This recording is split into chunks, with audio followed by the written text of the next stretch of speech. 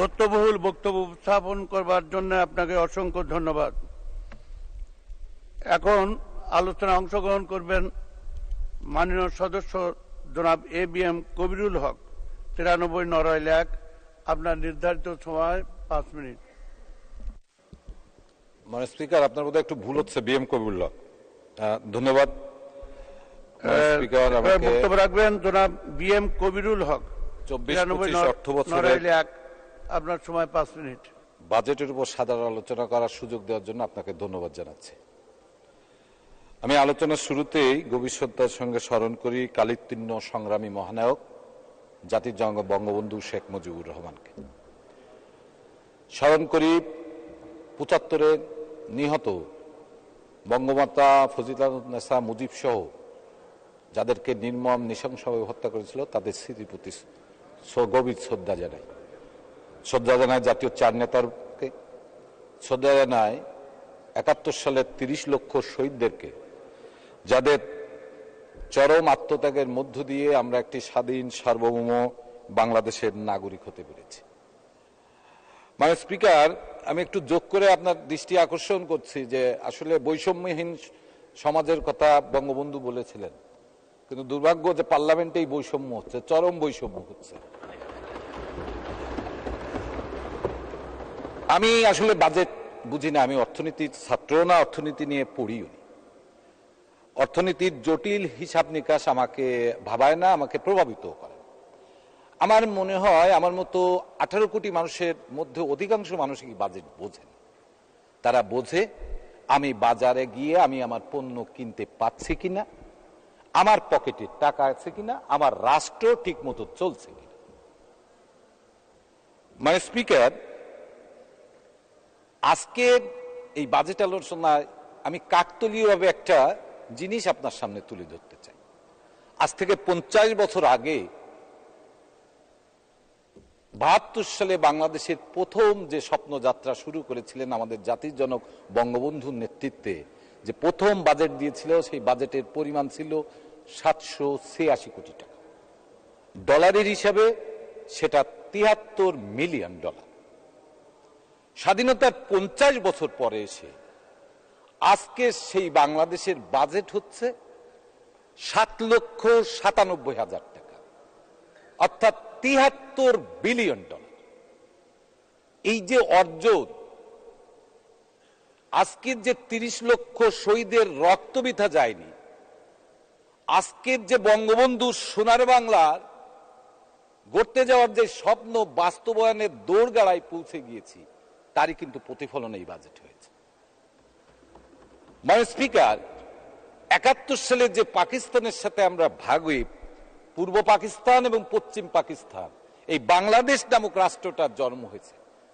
আজকে এইখানে দাঁড়িয়ে, এই অবস্থায় দাঁড়িয়ে, এই বাজেটে আমি বলবো যে বাংলাদেশের বাজেট আজকে যেখানে $73 বিলিয়ন, ঠিক একই সময় পাকিস্তানের বাজেট মাত্র $33 বিলিয়ন। যে বাংলাদেশকে নিয়ে 71 সালের এদেশের পৃথিবীর তাবড় তাবড় দেশ রাষ্ট্র বাংলাদেশের স্বাধীন সত্তা হিসেবে টিকে থাকতে পারবে কিনা আশঙ্কা প্রকাশ করেছিল, আমেরিকার বিখ্যাত পররাষ্ট্রমন্ত্রী হেনরি কিসিঞ্জার যে বাংলাদেশকে নিয়ে মন্তব্য করেছিল বাটনলেস বাসকে, সেই বাংলাদেশ আজকে কিন্তু বিশ্বের বিস্ময়। সেই বাংলাদেশ পৃথিবীর সবচেয়ে দ্রুত বর্ধনশীল 5টি অর্থনীতির দেশের মধ্যে বাংলাদেশে। এটা একমাত্র সম্ভব হয়েছে জননেত্রী শেখ হাসিনার কারণে। আমি প্রথমেই বলেছি, মাননীয় স্পিকার, আমাকে যদি 2-3 মিনিট সময় দেন, আমি একটা বিষয় নিয়ে কথা বললেই, আমি বাজেট নিয়ে আমি কোনো কথা বলবো না। আমি শুধু এখানে, আমার খুব কষ্ট হয় অর্থমন্ত্রী এখানে থাকে না। আমরা কাদের উদ্দেশ্যে, বা অর্থ মন্ত্রণালয়ের কোনো লোকজনও থাকে কিনা আমি জানি না, আমরা কাদের উদ্দেশ্যে বাজেট নিয়ে আমাদের মতামত দিব সেটাও আমি বলতে পারি। আমি মাননীয় স্পিকার,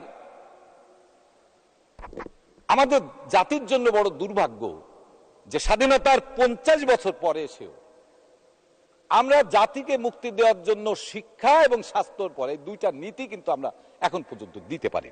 এখানে আমাদের স্বাস্থ্যমন্ত্রী থাকলে খুব ভালো হতো, যদিও এই বাজেটে স্বাস্থ্যের উপরে বাজেট বৃদ্ধি করা হয়েছে, কিন্তু আমার কাছে মনে হয়েছে যে চাহিদার তুলনায় সেই বাজেট খুবই অপ্রতুল।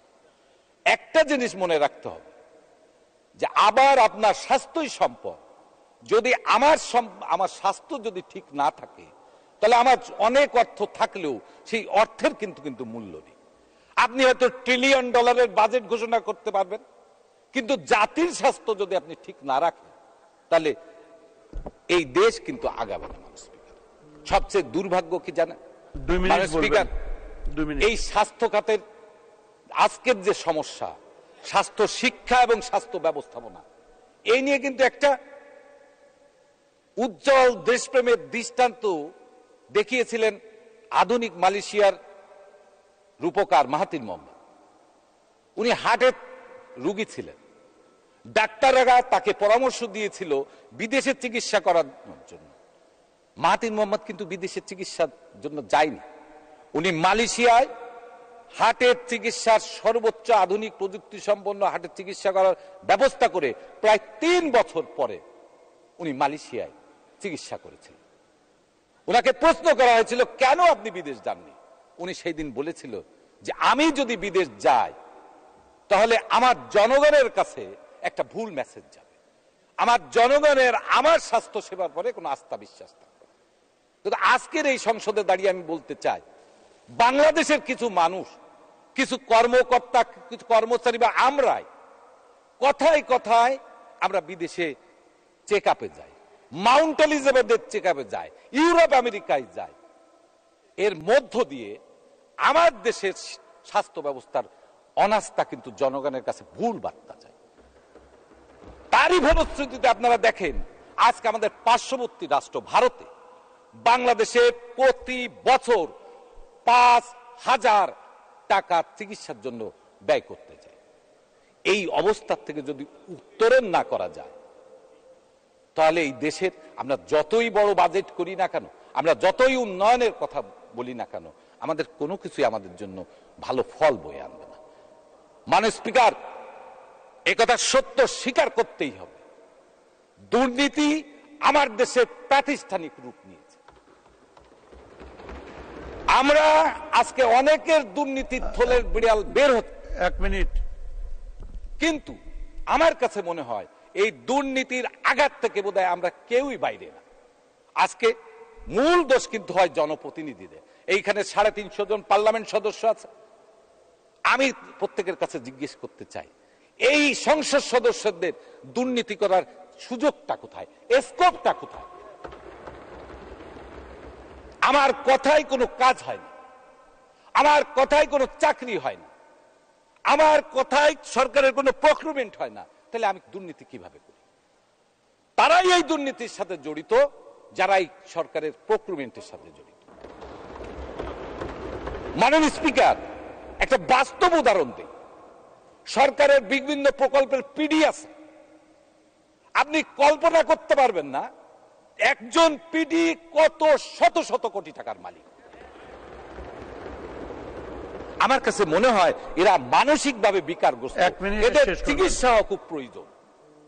মাননীয় স্পিকার, আমাদের সময় খুব কম, আমাদের সময় খুব কম। এই দেশটাকে যদি জাতির জনক বঙ্গবন্ধু সত্যিকারের সোনার বাংলা আমরা গড়তে না পারি, 30 লক্ষ মানুষ আমাদের অভিশাপ। আমার দৃঢ়ভাবে বিশ্বাস, আমাদের সৌভাগ্য, এই জাতির জন্য সৌভাগ্য, এমন একজন মানুষ বাংলাদেশকে আজকে অর্থনৈতিক মুক্তি দেওয়ার যে দ্বার প্রান্তে পৌঁছেছেন, তারই সুযোগ্য কন্যা জননেত্রী শেখ হাসিনার হাত ধরেই আমরা একটি সুখী, সমৃদ্ধশালী, মানবিক বাংলাদেশ প্রতিষ্ঠিত করব আগামীর পথে। জয় বাংলা, জয় বঙ্গবন্ধু, জয় হবে জননেত্রী শেখ হাসিনা। ধন্যবাদ, ধন্যবাদ মাননীয় সদস্য, আপনাকে অসংখ্য ধন্যবাদ।